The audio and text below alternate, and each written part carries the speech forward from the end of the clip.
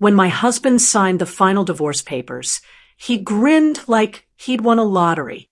Everything I owned, the house, the car, my investments, he thought it was all going to him. "You'll never recover from this," he said smugly. I smiled politely, keeping my thoughts to myself. At the time, I had a plan that even he couldn't have imagined. I wasn't going to let anger dictate my actions. I was going to let strategy do the talking. 4 months before the divorce, I had quietly restructured my finances, moved key assets under different legal entities, and built connections that he didn't know existed. Everything appeared untouched, but behind the scenes, the chessboard was set. Hey, if you enjoy my content, please subscribe and hit the bell. Your support means everything and helps me keep creating. Thank you so much. He was so focused on the immediate win, the flashy house, the luxury cars, the joint accounts, that he never considered the long-term consequences. He assumed that taking everything meant control. He assumed that money alone could keep him ahead. And in his arrogance, he underestimated me completely. I watched him pack his things with a self-satisfied smirk. He didn't notice the subtle shifts I had made, the business contracts now in my name, the offshore accounts he couldn't touch, the insurance policies he had no claim to. Every single move he thought he had won, I had anticipated. By the time the paperwork was signed, I was free, not just from the marriage, but from his assumptions, his power, his control. And the best part, he had no idea that the divorce would end up being the single biggest mistake of his life. Sometimes the quietest person in the room is the one moving the entire board. And I had been that quiet one all along. The real victory, it was just beginning. After the divorce, I started executing the plan I had carefully laid out over the past year. My first move was subtle. I quietly regained control of key business assets we had jointly invested in. He thought he had ownership, but the contracts had clauses that automatically reverted rights under certain conditions.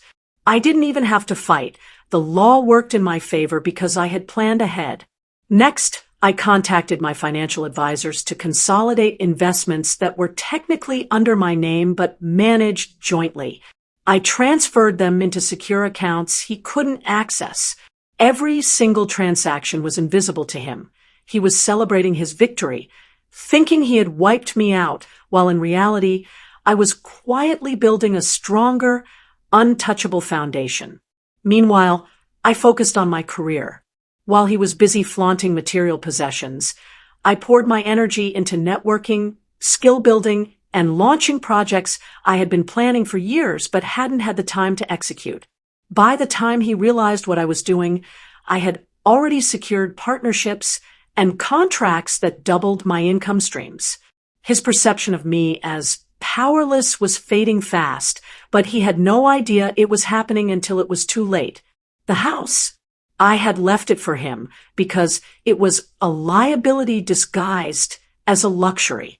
Mortgage, taxes, maintenance. He now bore the financial weight while I was investing in properties that generated passive income without the stress. Cars, jewelry, and designer items were all part of his spoils, but they depreciated in value while my investments multiplied. I also leveraged the divorce in ways he never anticipated. Some of our mutual friends were businessmen and women who had quietly witnessed my planning and skill. They approached me for collaborations and opportunities because they recognized my competence, something he had consistently undermined. Within months, my network expanded exponentially, and suddenly I was untouchable in circles he had assumed he dominated. He began to feel it, though. The subtle hints, colleagues congratulating me on new ventures, emails about successful deals he had no part in, social media posts of business achievements, were like breadcrumbs leading him to the realization that he had been outmaneuvered. His smug grin faded, replaced by confusion, frustration, and eventually panic. Then came the final blow. I had retained ownership of a critical asset that he thought was fully his. It was a small business unit within one of our former investments, generating significant monthly revenue. The contracts had clauses allowing me to reclaim total control in case of divorce or asset mismanagement. By the time he figured out he had lost it, the revenue was already being reinvested under my management. His financial control over me had vanished entirely, but more importantly, my freedom, autonomy, and independence had skyrocketed. I could live life on my terms, something he would never understand because he had spent so long trying to control mine. He reached out once, months later, trying to negotiate or reclaim some influence, but I had learned to recognize the patterns of manipulation. I politely declined, and he eventually gave up. I didn't have to argue, shout, or justify myself. The evidence of my competence and independence spoke louder than any words could. By the end, I wasn't just free from him. I was thriving. I had rebuilt myself in every sense, financially, emotionally, socially.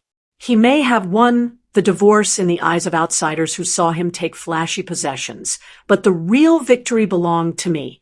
I had taken control of my life while he remained trapped in his own illusions. And the irony? The more he tried to flaunt his victory, the more it highlighted his mistakes.